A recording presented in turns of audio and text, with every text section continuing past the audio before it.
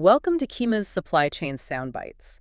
If you need those critical insights, the hard data, the really important strategic nuggets for Q4 global commerce and procurement, well, you're in the right place.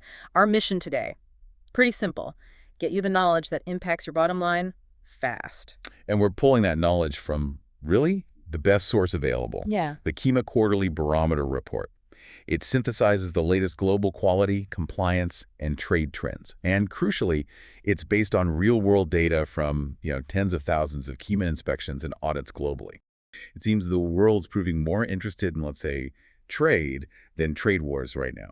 Okay, let's unpack the U.S. picture first then. The data seems to show U.S. overseas procurement slowing down pretty sharply from August onward. That feels like a contrast to last year's trend around this time heading into the holidays. It is. And what's really fascinating here is the continuation of the shift away from China. U.S. inspection and audit volumes there dropped a pretty sharp negative 24% year over year in Q3. Minus 24%. Wow. So the China plus one, or maybe that friendshoring attempt, is really taking hold then. But where did U.S. buyers actually go? Well, they moved fast. We saw a huge surge in Southeast Asia. That was up 39% year over year. And South Asia also jumped 26% YoY. Okay, big moves. Any specific countries standing out? Oh, definitely. Huge jumps in places like Sri Lanka, up 75%, and Bangladesh, which saw a 61% increase. 75% in Sri Lanka, 61 in Bangladesh. That's massive. It is. But, this raises an important question. Are these new relationships actually stable? The source notes that escalating trade tensions with India that started in late August, while they're already impacting U.S. patterns. Right. And I saw mention of new transshipment tariffs, too. That sounds like it could threaten manufacturing hubs, maybe like Vietnam. Exactly. Those tariffs are aimed at goods routed through third countries, to hide their origin. Vietnam is definitely in the spotlight there.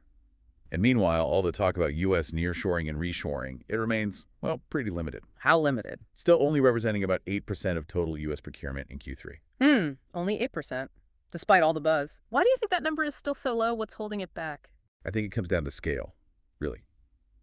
And maybe speed. U.S. infrastructure, labor costs, they just can't quite compete yet on the volume and speed that these big global businesses need. So it forces most buyers back overseas, often to new Asian partners, even if, those relationships come with these new political risks. Okay, so if the U.S. market is pulling back from China, China's obviously not just slowing down. What are they doing instead? Yeah, this is where it gets really interesting. China isn't slowing down.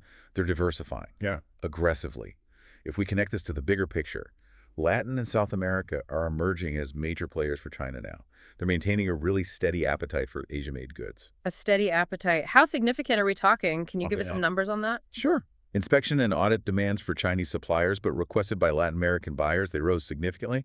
Think places like Brazil, up 54% year over year. Uruguay saw a 69% jump. Argentina, plus 16%. 54% in Brazil. Wow, so a real pivot happening there. What kinds of goods are they buying? The fastest growing categories were textiles and apparel, and also electricals and electronics. Okay, so consumer goods indicating maybe a growing middle class. Exactly. And LATAM buyers aren't just sourcing from China. They're also driving volumes in Southeast Asia up quite a bit, plus 31% year over year. That whole region is becoming a really key consumer market. Interesting. So the U.S. is shifting, China's pivoting hard to LATAM. What about EU buyers? Are they making big changes too? Not so much, actually. They seem to be sticking pretty close to the course they set last quarter. More stability there. Okay, so steady as she goes for the EU. Pretty much. EU buyers kept their overall overseas sourcing fairly steady. We saw inspection demand in Southeast Asia rise, but moderately, about 8% YoY.